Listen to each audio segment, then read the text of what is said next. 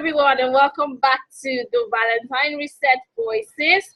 Today with me is the delectable Omowunmi Olunloyo. No, Olunloyo. Olunloyo. Forgive me. And so she is an amazing person. I just got to meet her, and then she's been doing so much online, especially with regards to inspiring and empowering women in the UK, online and in the UK. She's the founder of Create Your Reality and Find Your Place, Position and Purpose. Wow. Reality, create your reality and find your place, position and purpose. Great. She's a top UK women empowerment coach. She's an international best-selling author, speaker, and mentor. She looks very simple, but she's a very, very deep person. She supports her clients to find clarity and direction in their lives. So, for the purpose of this, she works with moms, especially she works with moms. And for this regard, she can work with moms who have teenage children or who are guardians to help them navigate the murky waters of motherhood and help them raise children and become happy and fulfilled and get better results in their life. So join me to welcome Omowunmi Olunloyo. Awesomeness. Thank you very much. Thank you, Ruth. It's a pleasure to be here. Amazing to be here. I feel blessed in this moment right here, especially because it's your birthday. To be spending it with you. Thank you so much. Very kind of you. Yes. Yes. And so do tell us a bit about what you think is the place of self-love in a relation, in becoming a highly attractive individual, someone who other people want to engage with, other people want to, love and want to generally hang around, for relationships, to move ahead. So someone that I can recommend to my brother, someone who a guy can even approach, what's the place of self-love, especially for young people? So that's a very deep question. Yeah, it's a very deep question, but the answer to it for me, I think, is very simple. Okay. And why I say it's very simple is because self-love, like the word says, is self and love. So I always, right now, I'm in a place whereby I love myself so much. Like I always say to people that you won't believe how much I love myself. I didn't used to love myself. So I'm in a place whereby right now, right here, I love myself so much. It's like I take care of number one and every other person follows after me. And what that simply means in the reality of it is that if you don't have love for yourself, you cannot give love to anybody else. It's as simple as that. That's why I'm saying it's simple. You need to love yourself. And how do you love yourself? You need to appreciate yourself. You need to be able to acknowledge your strengths and your weaknesses and say, this is a totality of me. That is what makes me me. That's what makes me different, makes me special, makes me unique. And there is nothing wrong with that. My nose is just the way it is because that's the way it makes me special. My ears are just the way it is because that's what makes me special, Exactly. My face, my height, my weight, my color, you need to accept all those things as who you are in totality because that is what makes you you. The moment you don't accept that, then self-love now begins to reduce gradually and you empower others now to now treat you anyhow. Anytime anybody misbehaves, or what better word should I use? Anybody treats you in an unkind way, it's because you've given them permission. You've empowered them to do just that to you because they see the way you talk to yourself. Perhaps you say, I'm stupid. Oh, why do you always make that stupid mistake? Oh, I never get things right. When you talk things like that, you don't love yourself. Because you made one mistake doesn't mean your life has crumbled. Because one aspect of your life is having a challenge. Doesn't mean the whole of your life is in shambles. But for some reason, we have a fallacy. We commit a fallacy of overgeneralization. And because one area is having an issue, then all of a sudden my life is a mess. All of a sudden, I'm not good at this. All of a sudden, I'm not beautiful. All of a sudden, I'm not intelligent. So the more you do that to yourself, you empower others to do exactly what you're already doing to yourself. And you're surprised when they treat you that way. And the thing You that know what I mean? people tend to amplify it. So if you talk Oh my gosh. to yourself, let's say 40%, people will do 60% or even 70%. So you will be like, why are you treating me like this? Exactly. And you now start throwing a pity party, self-pity, then you go into lockdown, shutdown, and then you say, I'm alone, nobody likes me, I'm not worthy.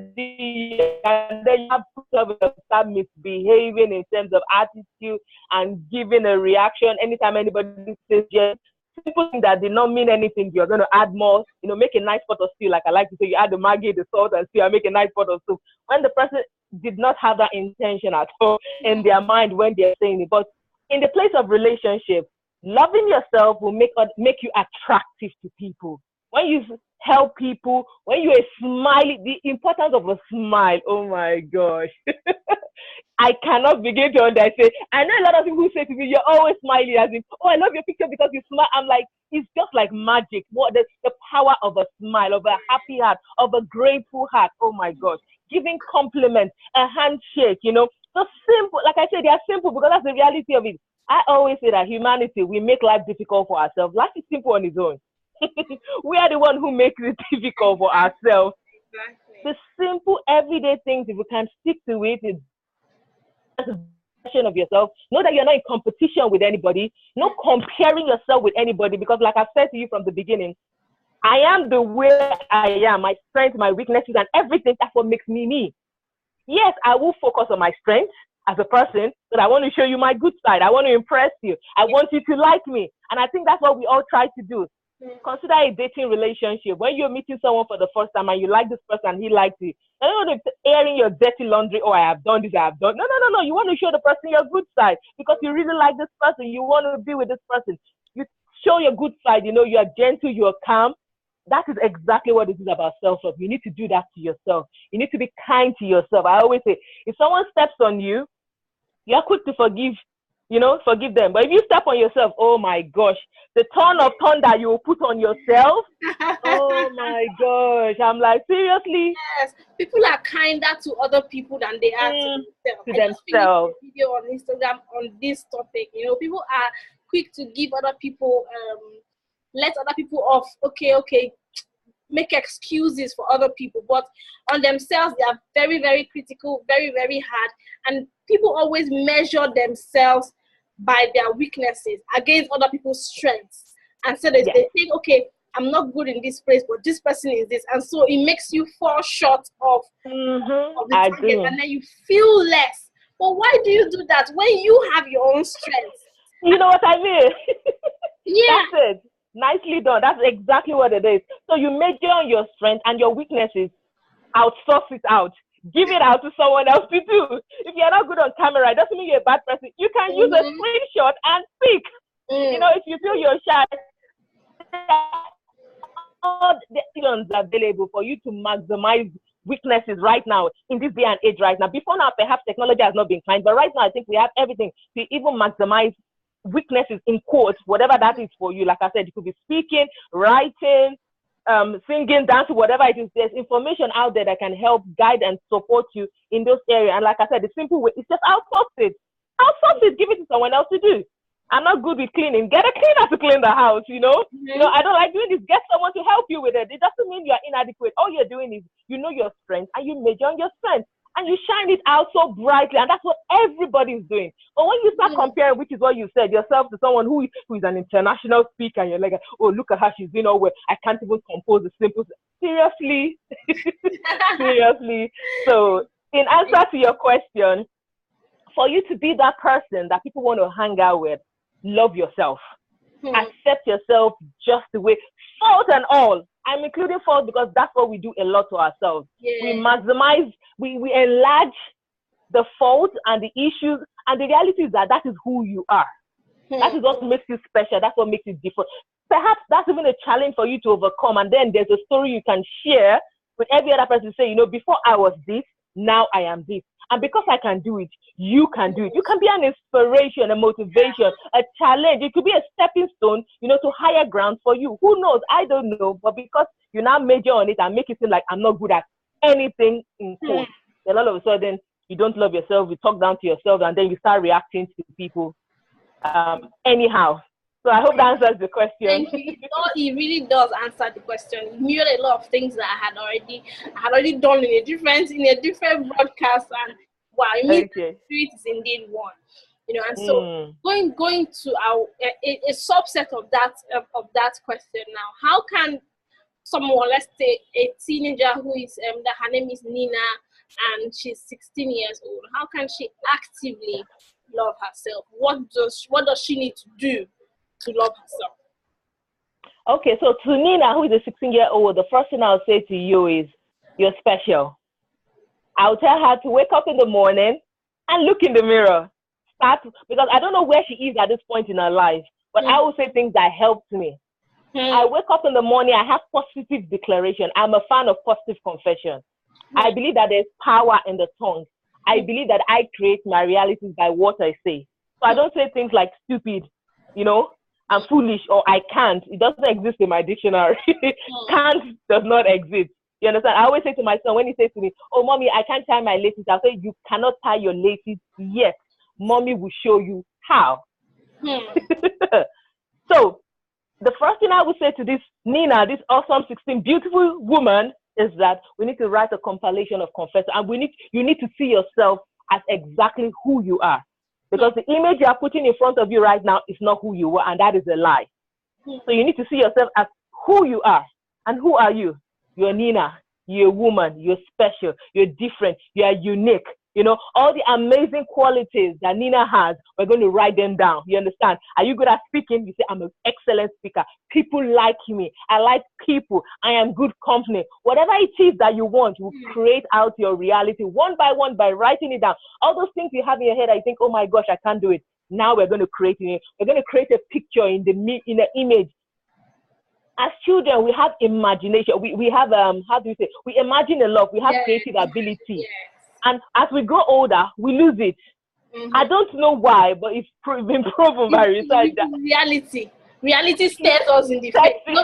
Children are not inhibited by what is, they don't know. So that their blank state of mind helps them to imagine crazy things, So as an adult, the way that can grow and develop in you is by writing it down. And after writing it down, then you need to go to the mirror. And I say the mirror because you need to look at yourself and tell yourself that this is who you are. Where you are right now does not determine where you're going right now. Life is a journey and life is in phases. And we all grow and we all develop in different phases. So you need to love yourself. And the first thing, like I said, is write down this confession, and we're going to wake up in the morning. 3 minutes. I don't think it will be up to 5 minutes. Just a short, simple confession, declarations, affirmations, whichever English word people like to put, and just say this to yourself. Power. I saw a Facebook clip a while back of a father with his 6-year-old girl, telling her, I am powerful. The girl said, I am powerful. I am strong. Yes, I am strong. I thought, oh my gosh. Imagine if everybody as a grown-up can do that for them. So imagine the self-confidence this little girl is going to have. So Nina is going to have to do that as number one. Like I said, it's simple. I'm all about keeping things simple. I don't complicate things at all. So it sounds like, oh, is that all you do? Yes, that's the first thing. We need to change the image you have in your mind first about who you are. Because once you accept yourself as that image that you are seeing, because the more you keep saying it and the more you keep seeing yourself and your ears keep hearing it, it does something to your mind. All of a sudden, if somebody says to you, you're ugly, they're like, actually, I'm not. I'm beautiful. Yeah. All of a sudden, what you've deposited inside of it's going to come out. Because what is inside right now is nasty stuff. It's the baddies, like I like to say. So we want to put the goodies in there, and you're going to do it over and over until now. I still say my confession. I don't think you ever get that. Well, for me anyway, I don't think anyone gets tired of saying to themselves, I'm beautiful, or I'm lovely, or I'm special, or I'm able, or I'm capable, I help people, or people like, I don't think that's a bad thing to keep saying to myself over and over and over again. Thank you. I smile. People want to hang out with me. People want to be with me, So that's one simple tip. That's what I would say to Nina. Write the vision, make it plain. So let's write down what you want to see. Let's write down this reality that you want to create for yourself, and let's keep saying it over and over again to the extent that if people poke you, what is going to come out is goodness. mercy, Exactly. love, gentleness, Exactly. kindness. There's nothing else anymore. There's no room for anybody anymore because now I know who I am. So even when people give you an opinion of themselves, like like a joke I thought it was really funny. He said, if people say nasty things to you, this is me paraphrasing. He said, if people say nasty things to you, say hug them and say life is difficult for the blind. I was saying that thing. Oh my God! So it's not you, it's them. And you know, exactly. So you're good. You're good. You know what I mean? It doesn't matter what anyone says anymore. You just smile and laugh. They hug them and say life is difficult for the blind. I thought awesome, amazing. I like that. Amazing. So the next question we're going to be handling is from your experience now with relationship and love. Can you just tell us, share a practical experience, you know, that we can draw lessons from, you know, for anyone who is either wanting to go into a relationship, either a relationship when you were much younger or a relationship that led to your marriage or something that we can learn from, especially around love and relationship, because there are some people that actually are of age and they're in relationships, but they can also learn from your experience and my experience. So the floor is yours. Okay. So do you want me to share an experience from what I learned in terms of love, from a love point of view? Okay. So I think one relationship that stands out for me, and I can't forget, no matter how much I try, is my first real relationship. As a child growing up, I struggled with self-esteem. I thought nobody liked me. I thought I was too tall. Back home where I come from, originally, they call me Dongo Yaro. They call you all those kind of, you know, Langa. They call you all these funny names. So I was one of those people, here we'll call it bullying, but then we don't say they're not being nice to you. But I didn't have a lot of friends. And so because of that, I did a lot of people pleasing because I wanted people to like me. So I followed the crowd and did all of that. So at the age of 16, I remember saying to myself, I don't think anybody's going to marry me. You can imagine a 16-year-old girl saying that to herself. I just could not see how somebody could love me. I'm thinking, this person that everybody has said all these nasty things to, who would want to marry me? I didn't see myself as beautiful. I was slender. So I thought I was too thin. I thought, see, no flesh. In fact, I said lots of nasty things to myself. Then eventually in church, I went to God. So that was my release point. So I'm a Christian, so I went to church, and that's where my release outlet was in terms of serving. And the more I served, I got distracted with every other thing happening all around me because I wasn't hanging around with much people anymore, but just the godly people in terms of church and activities. Then someone in church asked me out. And I thought, oh my gosh, it's happened. Someone likes me. I'm good, you know. All of a sudden, my self-esteem was like, I don't want to say times 1 million. I was like $1 million. I was over. Anybody who cared to listen to me, I made the noise of, I have a boyfriend. I have a boyfriend, and I'm going to marry him. So that's what I said to myself. I said, whoever I go out with, I don't do, because I'm a Christian, that's the belief system. We are not testing waters. If I said yes to you because I like you and you like me, then we're going to get married. To cut the long story short, 2.5 years into this relationship, the guy woke up one morning and just said to me, I don't want to see you again. Wow. Just like that, exactly. Till now, he has not told me what exactly happened. All I can say is that the ways of the Lord are perfect. I don't know why that happened, but all I can say is that where I am right now, I am happy where I am right now. Because he taught me a lot about myself. The one thing I learned in that relationship, I'm going to talk about that lesson now because there's a lot of things to say in between the 2.5 years, you know, like you do in a relationship. Yeah. But the highlights and the lessons that I got from that is, one, my happiness does not depend on someone because it broke me. You can imagine a young girl, like I said, at 16, who said she won't get married. And then someone eventually said, oh, I like you. You understand? We're going to get married. So my life was like, that's it, all over. God has answered my prayers. You know, all my Christmases have come all at once. And just in one day, without, it's a different thing to say, oh, you did this, you know, to give a reason for nothing, no explanation. Everybody asked, from his parents to friends to family, what did you do? He said, she didn't do anything. I'm just not interested. I don't want to see her again. Has tried this girlfriend. I'm thinking, where did this come from? You can, wow.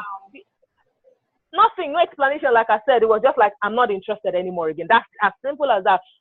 The parents were like, don't worry, we'll talk to him and we'll get things brothers, but nothing happened. After months, I thought I was going to die. Exactly. I remember I was in school. I thought I was going to die. So the number one lesson there is my happiness does not depend on. I was so insecure because I have now transferred my own happiness into him. And because he was in my life, he was the happiness. So because he's gone now, I thought, I'm bare now. I'm naked. Who's going to want to hang out with me now? I have no family, no support system. No, even though I had my own family, all of a sudden, my own life, my own relevance, my own importance, my own essence, my purpose, my living was not on this one person. I gave him so much power in my life that it broke me down. And my academics began to fail because I wouldn't go to class because I would be crying, I would be miserable. I just want to hang out with anyone again. That's number one lesson. Do not let your happiness depend on one person. You are in charge of yourself. You need to be single in yourself, which I have learned now. A lot of married people are not single. Exactly, I'll say that again. Exactly. A lot of married people are not single. And that is why when their husband is not around, they can't find themselves anymore again. They can't function. They can't do nothing. Nothing. You know, they have nothing with their name on it. Nothing. So if they shake you now, nothing is going to come down. Like if they shake a tree, nothing is going to come down. So I'm saying all of this to say this. You need to be single. I wasn't single. That is why all that happened to me. I did not know my own self. I did not know my own worth. And so when one person decided, you know what, we can't continue again, it broke me. Yes, you should feel the pain, but you shouldn't break the fact that you can't function anymore again. True. I couldn't function. So number one, your happiness is all about you. You are responsible for your happiness. Whether you're single or you're married, you are responsible for your happiness. Your husband or your fiancé, boyfriend in quote, is not going to make you happy. You need to make the decision when you wake up in the morning that today is going to be a happy day. Regardless of what life throws at me, I choose to be happy. I call this a happy day, so it is a happy day. And everything that comes out through that day, because you have created your reality in terms of the words you have said, then so shall it be. And if anything should happen, it doesn't matter. I choose to still be happy. Exactly. So that is one key lesson.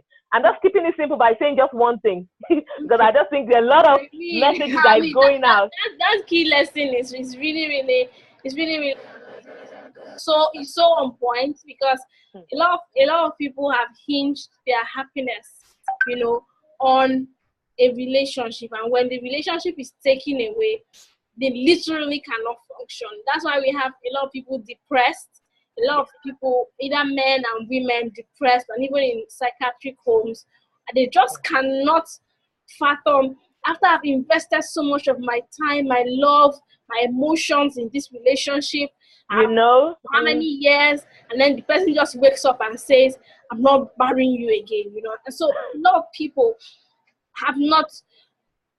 don't understand it. But when we already know that, look, we have that self-love part, it's not like any breakup is not going to hurt. It will hurt you, but it's because your happiness doesn't depend on it. You will survive. You will try. Yes, you will. And the best is going to come out of it. That's the thing. Yes. Let me just close that relationship scenario by telling you that in that deepest moment, in that saddest moment, in the baddest moment of my life is when I met my husband. Wow. He saw me in my brokenness and said to me, it's not like we're buddies. It wasn't somebody that I spoke to, you know, day in, day out. But he saw me this particular day and said, all of a sudden you've changed. He said, what happened to you? You know, out of the blue, this is somebody who doesn't talk to me. He said to me, what's wrong with you? You know, you don't look like you yourself. You know what's going on? And I explained to him. And he was like, is the guy stupid? You see? I've never found somebody defend me like that, you know, out of the blue. He said, that's man. I said, why would he do that? You know, just tell me where he is. Let me go and meet him right there. Let me go and do it. I'm being honest. That's what he said.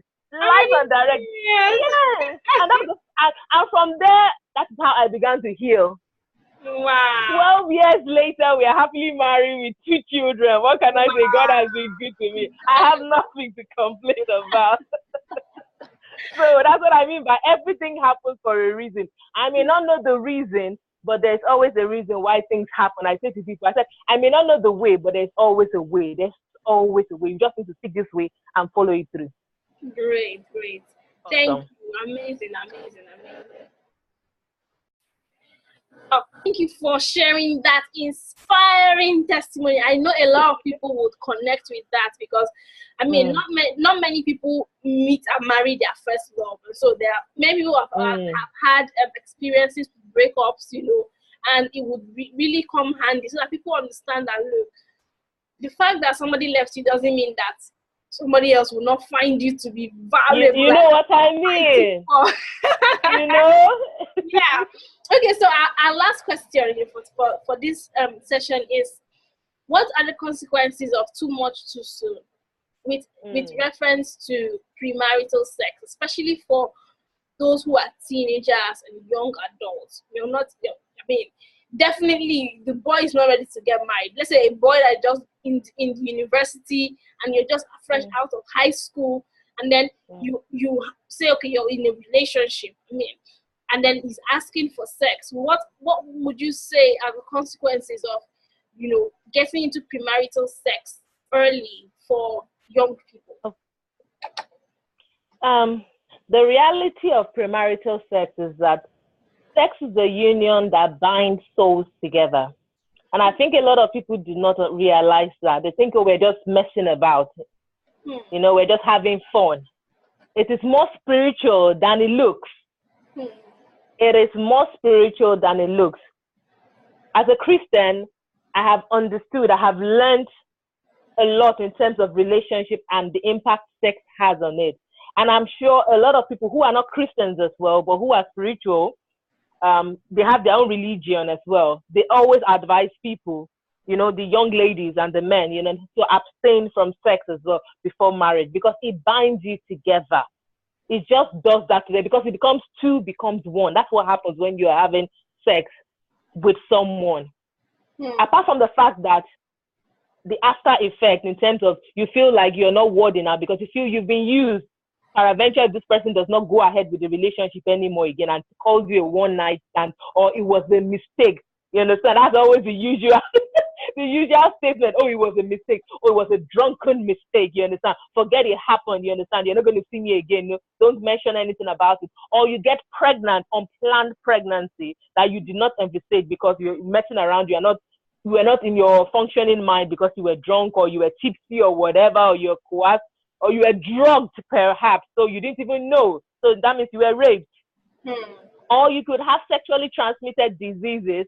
Oh my gosh, that's even more terrible now, especially with AIDS out there right now. So you've kept yourself in a difficult and impossible situation now by creating illnesses and sicknesses and diseases and affecting your whole body now because you felt that by giving this person sex or having sex with this person is going to make the person love you more. And I think for women especially, because we are more emotional, men are logical, we tend to think that when we have sex with someone, the person is going to love you more. My dear, if you are listening to me, nah, it doesn't work. It does not work. That is a lie from the pit of hell.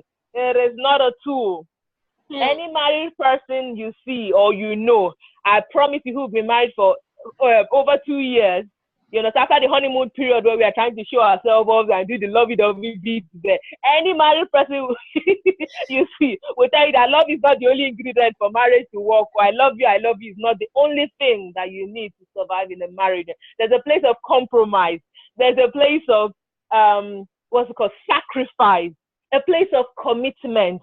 So if you think love is the only ingredient that, I love you, so I'm having sex with you, my dear, it will not, the end will not be good. Let's put it that way. It will not be good. That is the only picture, the only image you have in your mind, because there's a lot more to make this awesome relationship work. So to answer your question, the consequences, I've mentioned a couple of them. Unwanted pregnancy, you lose your self-worth. Diseases, HIV, unwanted pregnancy, and perhaps even goes more to go and have an abortion. And that now spoils your chances or reduces your chances of having future children from the person who eventually would appreciate you as a woman, you understand, and wait to now marry you, to now have children with you. You will now spoil your chances, because that's exactly what you've done. You've done it with your own hands of having children, and then you wonder why. The funny thing is that people of where I come from originally, they will say, oh, someone is doing you. One witch or one is always, they quickly turn everything into someone is doing you. Meanwhile, you're the one that is doing yourself. Exactly. So you need to get out of yourself, get out of your way, like I always say, and learn from people. And how do we do that? Listening to podcasts like this, listening to information like this, reading, you understand, investing in your own development, you understand. Go to seminars where they talk about relationship and marriage and learn from people, you know, the good, the bad, the ugly. There is no perfect marriage anywhere. There is two people who decide to make marriage work. And the easier and the better you acknowledge that that is what marriage is all about, because you are from two different backgrounds. You don't know nothing about each other. You've not lived together. So you don't know nothing. And then all of a sudden you come together to say, yes, I want to marry and I want to live together with you. There's going to be a lot of issues, man. Brothers and sisters, sisters and sisters, you know, the class you have even for being siblings. Yeah. Imagine now someone from a different background or from a different race or ethnicity coming together. So for relationship and premarital sex, I would not advise anybody to go in there because it's more spiritual than it looks. It's better for you to say, if you know, some people to put a ring on it first, and then we can go for that. The person does love you, he will wait. And there is a question that I asked my husband recently, you understand, about relationship and about sex in particular, because we've been told this lie. Well, I don't know if you've been told. I have been told this lie. So I had the opportunity of asking my husband. I said, you know, when you are with a guy and the guy will tell you, oh, I'm on, you understand, that, oh, everything in my body is standing, like that's the word they use, you understand. If I don't do it right now, I'm going to die. It's going to hurt me. I'm going to, you know. And I said to him, I said, is that true? He said, no. You see? He said, no. I said, yes, you'll be uncomfortable. That's the word he used for it. But it's going to have any life-damaging circumstance in your life? He said, no. I can see the lie they have told us. So, you know, I said that to my darling, that Jesus is Lord. You know, that kind of comment that, you know, revelation, now I had the opportunity to ask, because people tell you all those kind of like funny things and then blackmail you to having premarital sex. Exactly. So ladies out there, young girls out there, teenagers out there, you know, it's a lie. Nothing is going to happen to them. They will survive. They will live another day. So nothing is going to happen to them. They will be fine. Nothing missing, nothing broken, nothing lacking. So do not be deceived that, oh, something is going to happen and it's all your fault. Tell them back at you. Tell them see you later.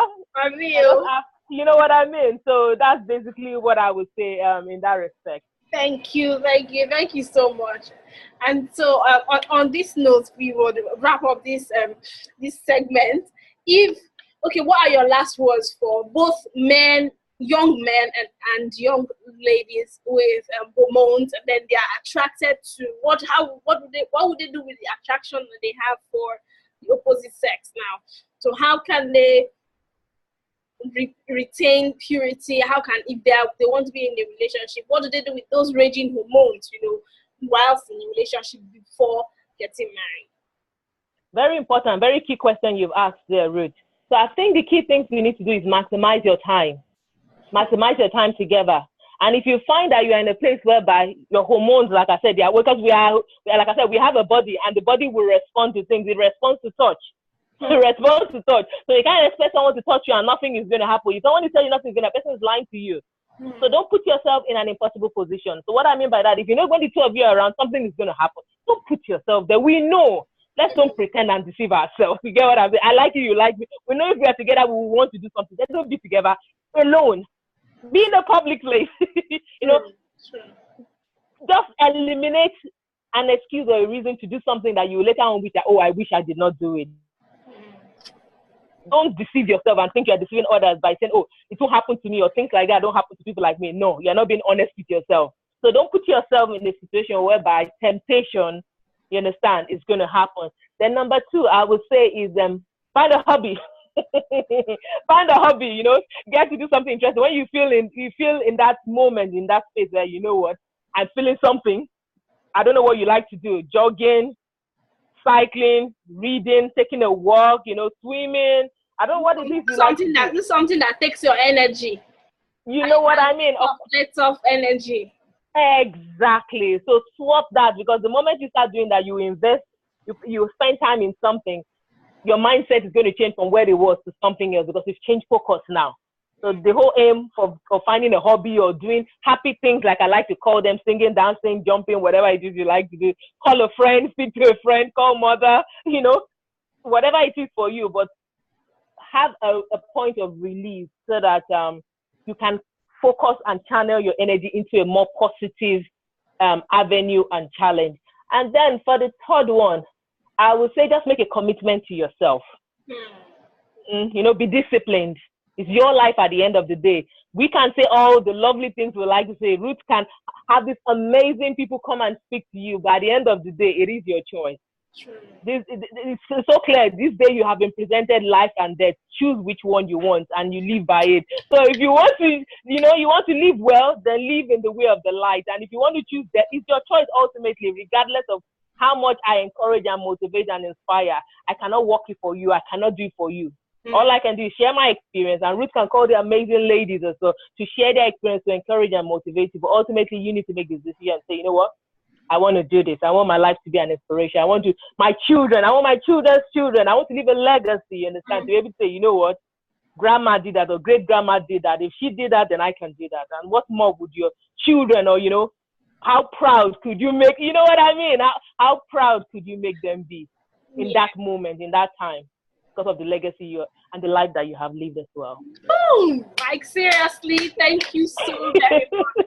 That's great. I mean, the essence of everything is to do something that you will be proud of, your family will be proud of, your children will be proud of, and God ultimately will be proud of you. Thank you so much, Omowunmi, for being here. It's a pleasure. I enjoyed your presence. And so if we want to get in touch with you, how can we reach you? Anyone who wants to get in touch? Oh, yes, if you want to get in touch with me, Facebook. I love Facebook. I kind of like hang out there a lot of the time. So the best place really to get me is on Facebook. I'm not going to give you a website. I just want to give you one thing. So just go to Facebook and type Omowunmi. I'll spell my name out for you. Omowunmi, and my son name Olunloyo. Olunloyo. Omowunmi Olunloyo. I'm the only one there with my happy smiley face. You wouldn't miss it. You can't miss it. And add me as a friend, and then we can take our relationship further and make a connection and see where life takes us both to. Exactly. It will be a pleasure to have you as a friend on my Facebook. Thank you so much, Omowunmi. Wow. God bless Thank you so much. You who's watching. I do hope you have been motivated. It is not just for you to hear, but for you to do and implement. Remember, Valentine Reset is about helping you to increase your self-love. You understand who you are, especially who you are in Christ, what God has created you to be, the masterpiece God has created you to be, and you functioning in that respect. You treating yourself like the precious diamond that you are, and then that would eventually help other people to treat you in that same way. Valentine is not just about a day or celebration of love. It's about a celebration of you. Make it a celebration of you. Thank you so much for being here. Once again, my name is Ruth Zubairu. It has been wonderful sharing this with you. Awesome. So